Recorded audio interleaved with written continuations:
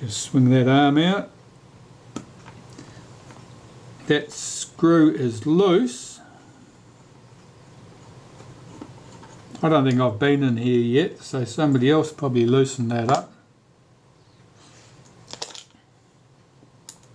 Let's take the arm off complete and see what wonders await us here. Well, the tip isn't broken off the spring, but it's not making proper contact. Now I can tell you from experience that if the tip of the arm here is not making proper contact, it's not a simple matter of just bending it back in a wee bit to give it more tension, because inevitably it's not making good contact because it's fractured, and when you bend it back it will completely fracture and the end will just snap straight off. So I'll just sort some of these parts. Things like this with paint on need to be cleaned by hand. Likewise the advanced lever. Most other bits can go into the ultrasonic cleaner. Now this, I'll see if I can see a fracture on the back of that spring, because that's typically where you see it. I'll just clean that dirt and grease off it. Yes, most definitely. I don't think you'll be able to see that. I'll zoom you in as much as I possibly can.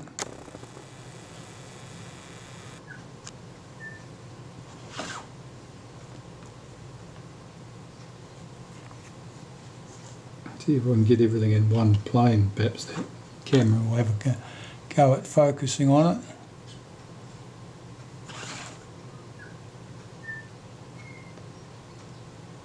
That's better. Yeah.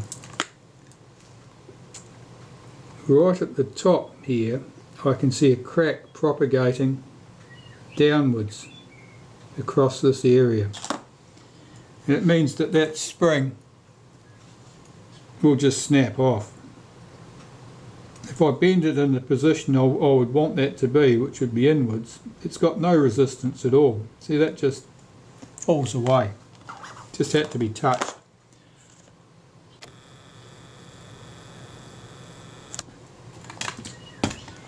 So the spring was definitely the problem. It's definitely broken and will need to be replaced.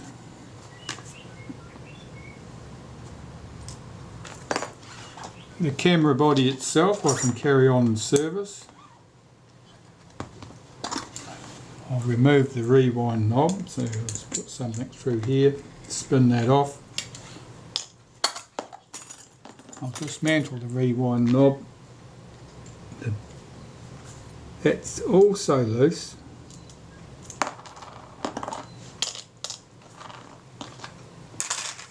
So I strongly suspect I'm not the last person into this camera in recent times. Take the screws either end of the top cover. Yeah, they're not loose. Off with the top cover. Have a look. Nothing much to note there, a bit of dirt and debris, just the usual. It's the film release button. And the film release button's job is to unlock the film advance should you need to do it.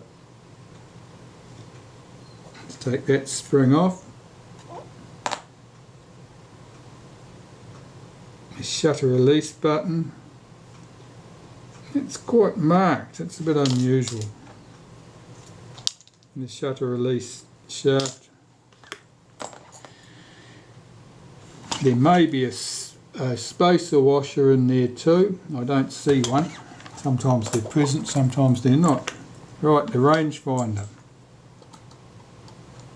It does swing in and out easily. It's a little bit dirty.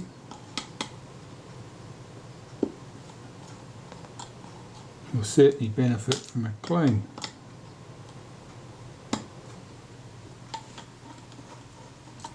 The two fixing screws were firmly in place. I'll take the rewind off here.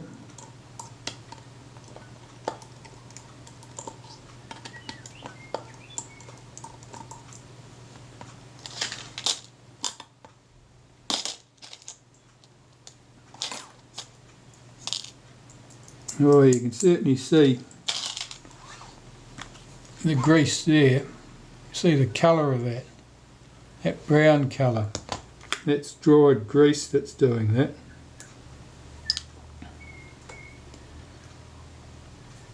See if we can get this apart.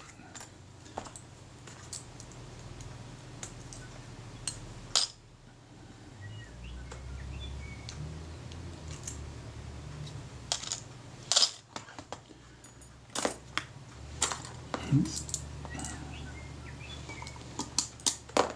dismantle this advanced stuff here.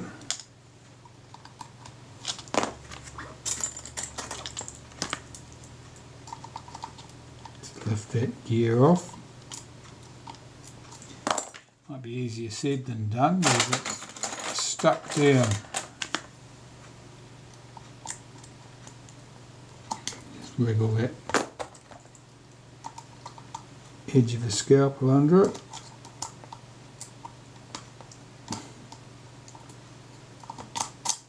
Okay, that shaft is probably a bit distorted, that squared shaft.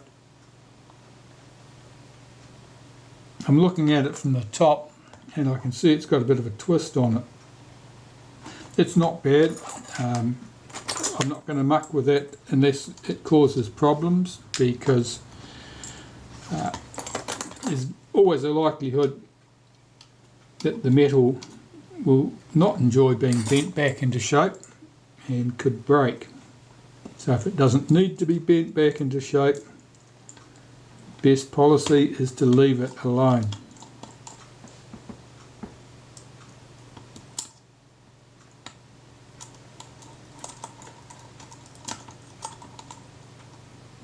There's 3 screws hold this bracket down, and one of them at this end is just a bit awkward to access.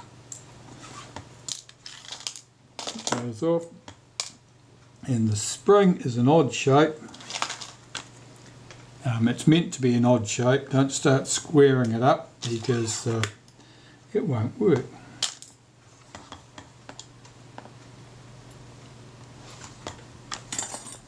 And just as the other part wouldn't come off here, this is reluctant to move too.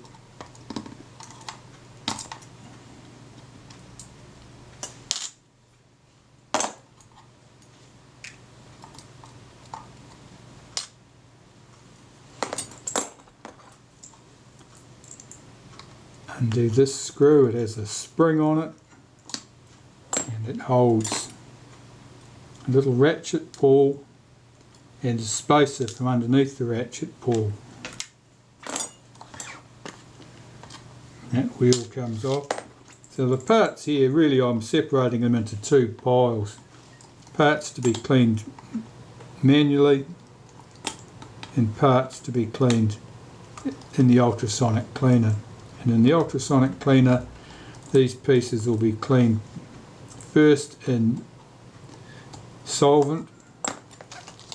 I've got some wax and grease remover, which is made for painters to clean down surfaces prior to painting them. But it's very good at dissolving old grease. Let's spring out. Here's the clutch assembly.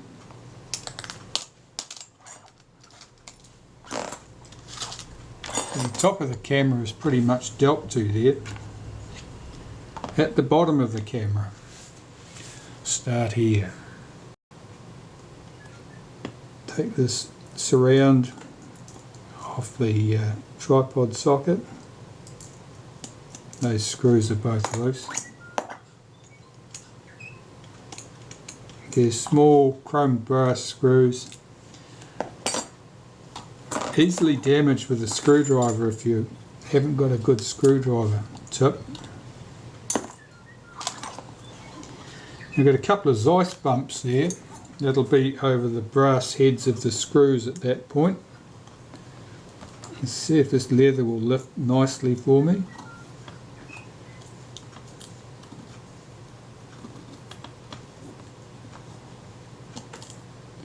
Sometimes the leather is robust and peels away nicely, and other times the leather is, I suppose you'd say, it delaminates. It doesn't want to come adrift of the glue layer, and the leather itself may split. This is certainly stuck well.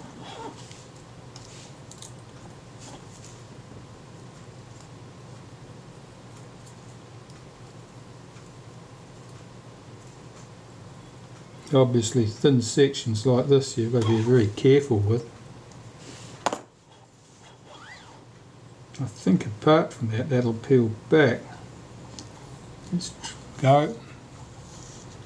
Just peeling this gently up, and I'm watching as I go. If I see any serious issue, if I see the leather starting to delaminate at the edges or tear, I'll stop what I'm doing and go about it a different way. But this is will provide me with a neat leather. Yep, I haven't cut into the leather at all to get that off. Right, here, well, we've got our green muck there. That's what was forcing the leather up. There are 2 brass screws. Now, with a good screwdriver tip, keeping lots of downward pressure on there, making sure your screwdriver fits those slots well, then you can get that off without too much of a fight. There are 3 screws hold the tripod socket in place. That's loose. That's loose. That's loose. So we can say that the tripod socket would have been loose on the camera, and that means that the camera would have been a bit rattly on the top of the tripod, and that leads people to wind the screw into the bottom of the camera tighter and tighter, trying to tighten things up, and in turn stressing those screws up even more to the point where they strip out or the bracket is distorted, or a mixture of both.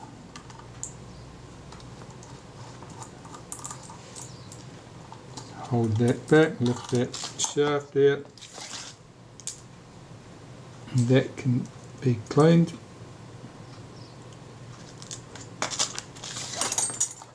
Now, where's that other screw? There it is. Okay. So the rewind button. So the rewind button, let's have that off. A pair of pliers. These pliers have been modified to do this job, and they just hold that rewind button snugly without damaging the surface of it. Now there's our take-up spool. Just looking at that, nothing controversial about that. Occasionally you'll find these damaged from people having used solvent to clean things in the base of the camera. I'll just ping the spring there loose from the latch that holds the rewind button in. Just put that to one side, and there's the little latch lever. And that should be nice and flat. That looks okay.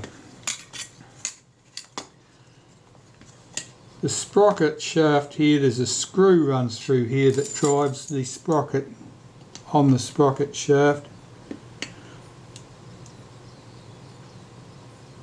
It's a bit reluctant to move, but it's moving.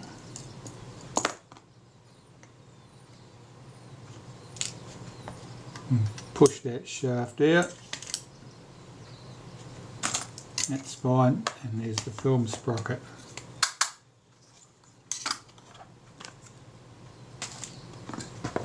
So the film sprocket, I don't normally put that through the ultrasonic cleaner, there's no point, it's usually not a problem. The door can come off the camera at this point, the front door. We know it's a bit rattly, so that'll need a little bit of attention, so I'll remove the screw from the top, the hinge screw from the bottom. That's a bit tight.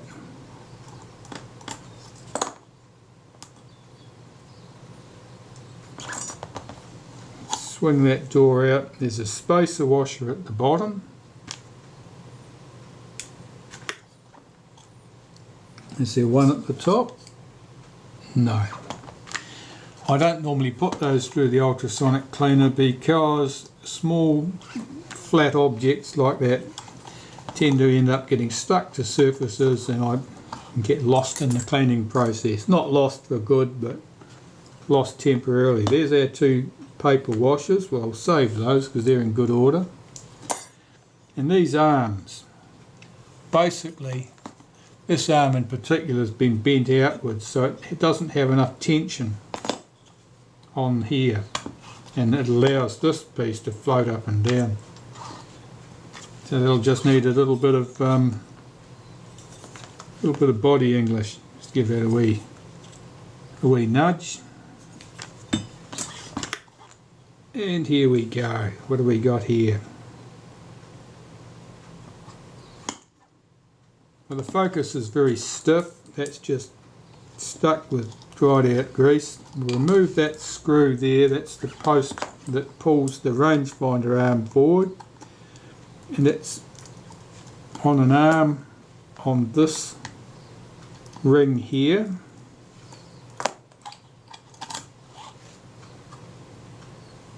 That's fine, there's nothing unusual to see there.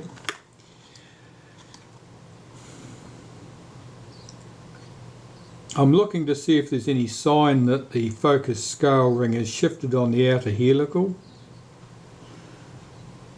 There are no alignment marks between the focus scale ring and the outer helical yet, so mine will be the first.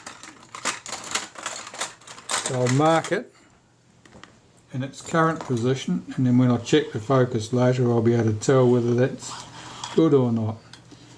So I'll scratch a line between the focus scale ring and the outer helical there. I'm scratching two lines at the base.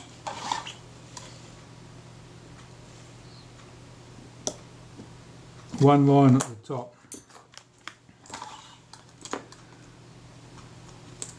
And once I've got the camera this apart, I'll also continue those lines over the inner helical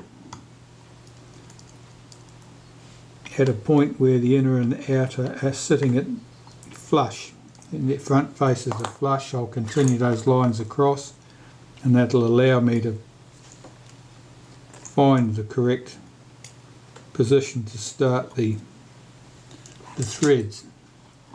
Right, so the focus scale ring's off. You can see it's quite dirty with old grease. So the screws here, what have we got? The four black ones in the corners, they hold the bellows to the back of the front standard. I can see loose screws here. I can tell they've been loose for a long time, and that would have been causing problems for the focus. Pop that away. Now here you can see this is rattling up and down. These four screws at the corners are all loose. This one here has been loose for such an extended period of time that the edges are all rounded off from rubbing on the back of the focus scale ring. So we'll remove these four screws. So even had the shutter been working, even had the lens been clean, even had the frame counter been present and correct, or you can work without a frame counter, this camera would never have produced reliably sharp photos because the focus would have been a little bit random because the focus mount was floating in the on the front standard. Okay, so that's that off. Let's get these 6 screws out here. They're a little bit loose, they're not bad. A dirty trick that you occasionally see is if somebody has had trouble with the focus helical being a little bit stiff, is they'll leave those screws loose to reduce the drag rather than finding out the cause of the problem and fixing that instead. Now that's you don't see that very often. Right, that's all dirty and sticky. Get this out, just pulling the inner and outer helical off the focus mount. Focus mount there, you can see there's 2 distinct colours of grease there. Someone's re-greased this at a later time and they haven't bothered to clean the old stuff away first.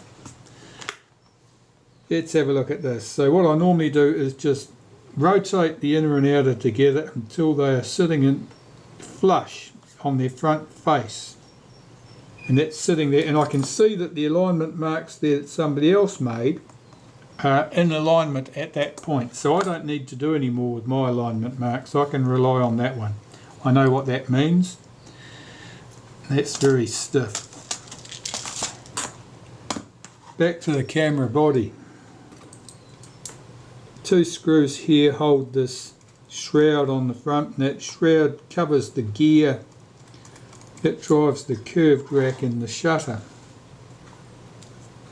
So that shroud I won't put through the ultrasonic cleaner because we'll lose our nicely painted M&X if I did that. Let's recover these loose screws from the front standard. I don't think there's any more screws lying around loose. No, that all looks good. Now we want the struts out of here. 1 screw at the top of the camera.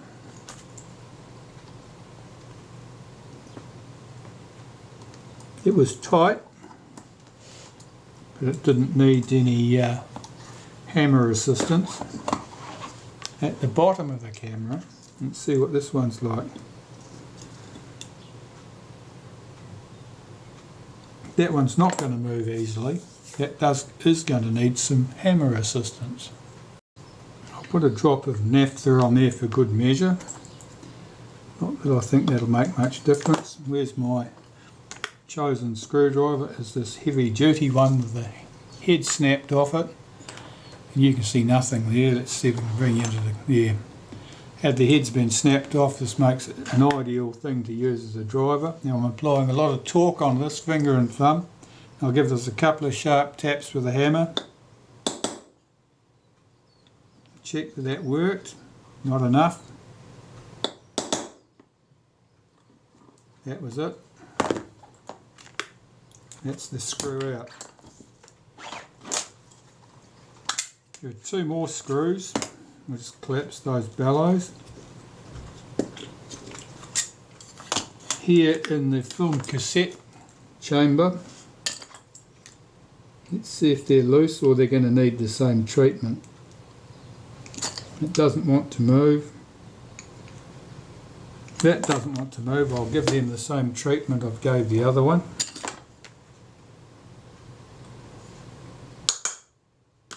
That's loose.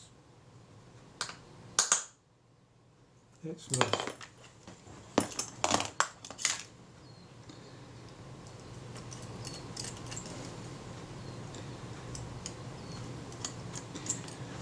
If you've got screws that do not want to move, you're better to move to using your hammer early rather than later, because if you wait until you've made a real mess of the head of the screw, slipping off it with a screwdriver, then you're going to make it that much harder to get the thing out at all, using any method. Right, so these greasy parts can come out. There's a spacer washer here that can come out. I've taken the spring off there. The body is now stripped down as far as it needs to be stripped. I'll check the attachment of the bellows, that they're good. They look okay. This will all need to be cleaned, but there's also a bit of a Zeiss bump problem here. Up here, and probably here, but certainly here, and more obviously on the back. So I'd want that leather off the back. Now this camera's lost all its paint. The body edges here have gone on the back. That is quite common on Retina IIas and the 1As. It's because the paint was never done well. They did a pretty rubbish job of doing the paint. The surfaces were never primed. They're quite shiny, that metal, and chances are it was never given any sort of treatment which would help the paint to stick. What I want to do is see if I can peel this leather off. If it comes off easily, I'll take it off completely. If it doesn't come off easily, I'll pull it back to this point.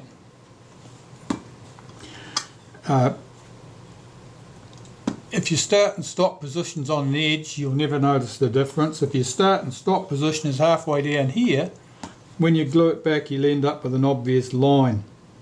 It will never look right. So what I've got to see is whether this leather will peel up without any problems.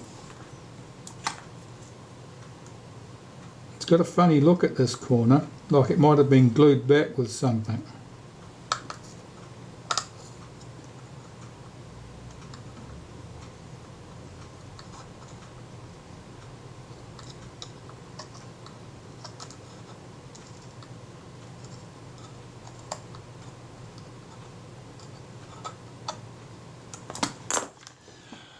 Like the leather on the base, this leather was in very good condition. It peeled off nicely. Sometimes the leather on the front of the camera, on the back of the camera, will do exactly the same sort of thing. Other times it will not.